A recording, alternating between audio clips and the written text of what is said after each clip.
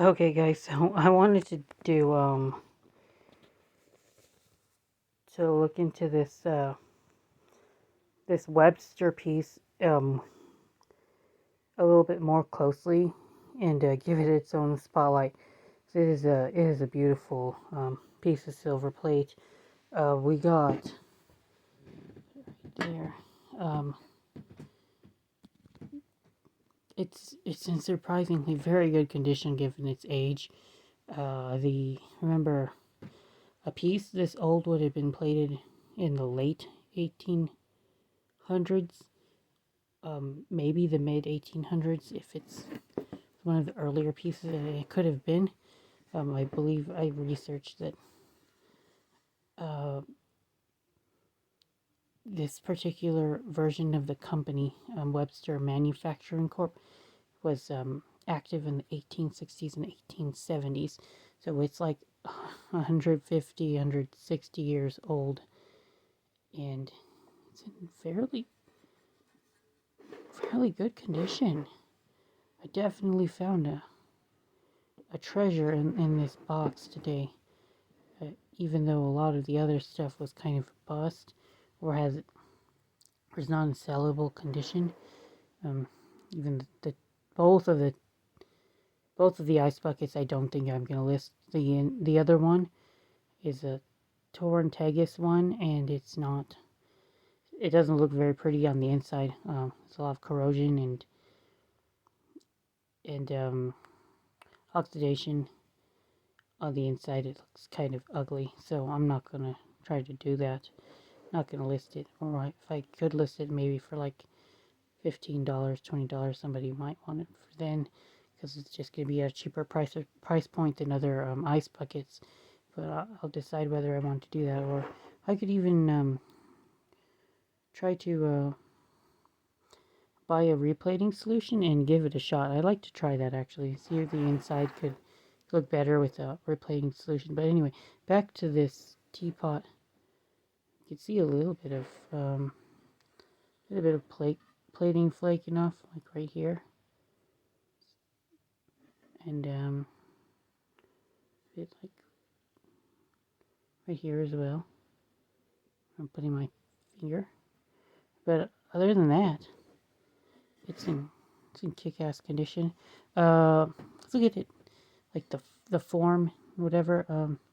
Reminds me of like Meriden Britannia too, like just like the overall form of the piece, and like I found on other antique Meriden Britannia pieces, they seem to like to use like wheat as like a theme.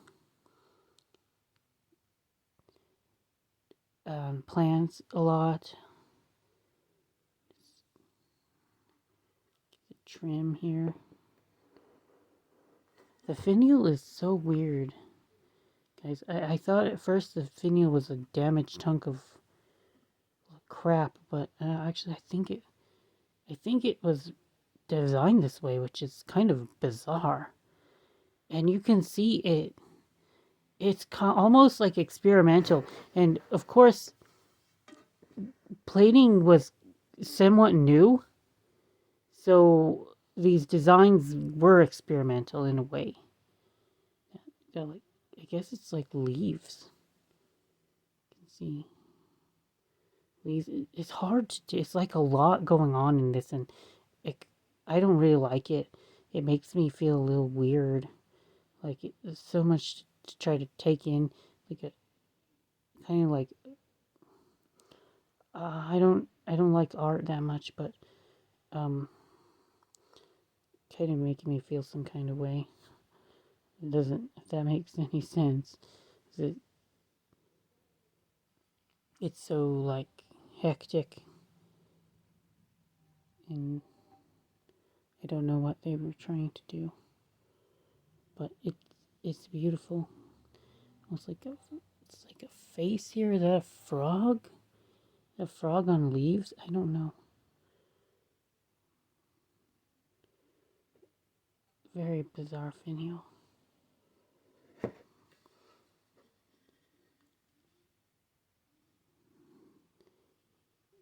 There were couple animal figures. Oh, try to get some more light. Here, get my light on. See that? Almost looks like the nose of a cow. Or a tortoise? Bizarre,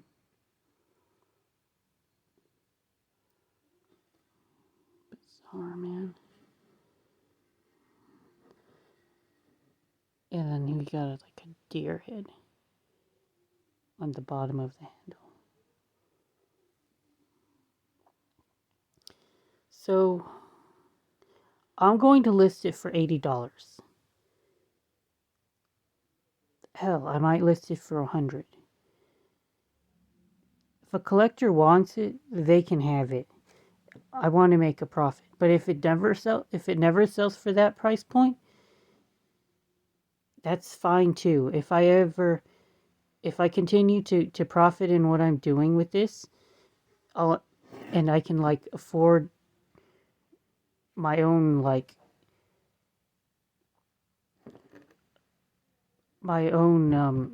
room to display this kind of thing, it would definitely be in that room. I wouldn't mind if I could never sell this piece. I'd like to keep it, but I also need to keep the lights on, so I'm really ambivalent about trying to sell this thing. But yep.